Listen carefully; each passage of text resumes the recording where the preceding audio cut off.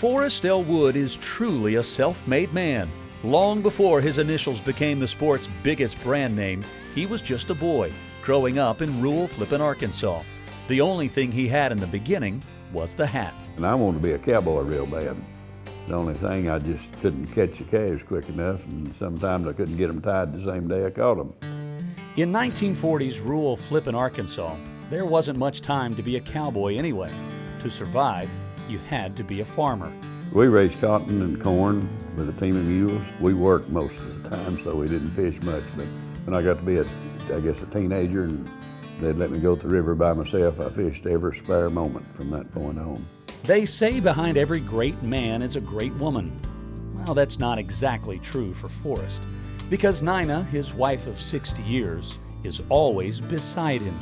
They've been partners in life and business since childhood. We started dating and later in high school, and we were king and queen of the 9th grade, which got us off to a pretty good start, I guess.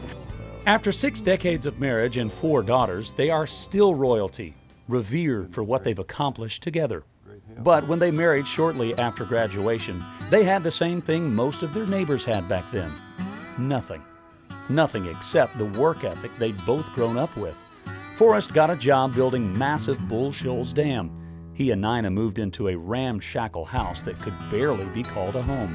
One night the goldfish bowl froze and broke, and Nina found the goldfish in a block of ice inside the kitchen.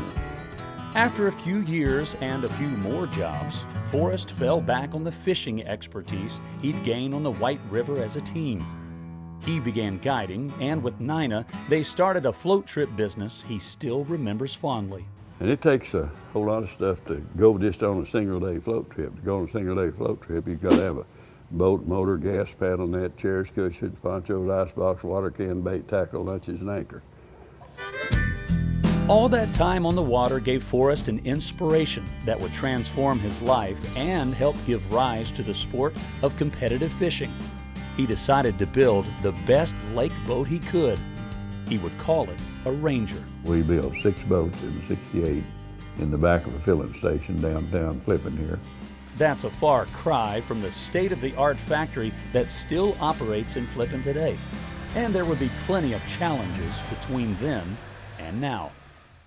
In 1971, May the 4th, our plant burned to the ground without any insurance. And in that December, a tornado hit our house and blowed it away, and we was kind of glad to start a new year that next year.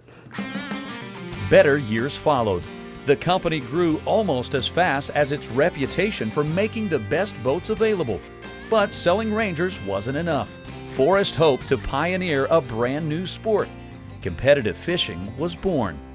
From the very beginning of competitive bass fishing, I had hopes that it was going to grow and develop into a worthwhile sport that people could make a living doing it. But after meeting and teaming up with FLW founder and chairman Irwin Jacobs, the sport exploded.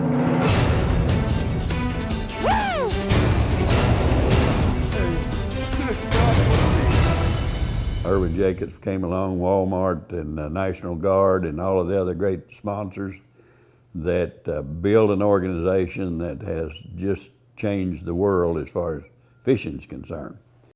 And each year, Forrest is always humbled to have his name attached to the sport's most prestigious championship.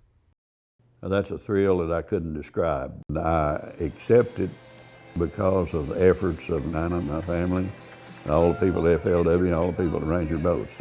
I happen to be the one with the hat. And the hat's here to stay. It's not popular these days, but that don't bother me. I'm old enough, I just do it anyway.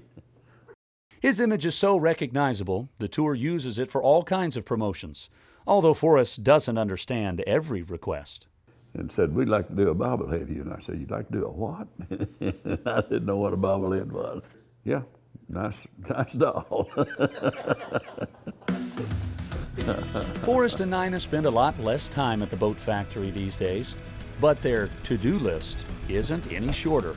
Right now we're big in the hay season, and that's what we have to do this afternoon.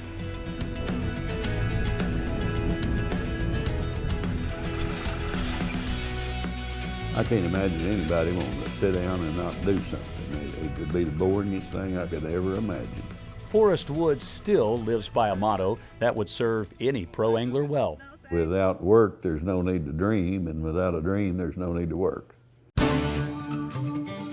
Winners of the past have always understood that same philosophy. Hard work and big dreams can pay off. Very soon, a new champion will hold over his head the cup that bears the name Forrest Wood. And he'll know there's much more than a trophy to look up to.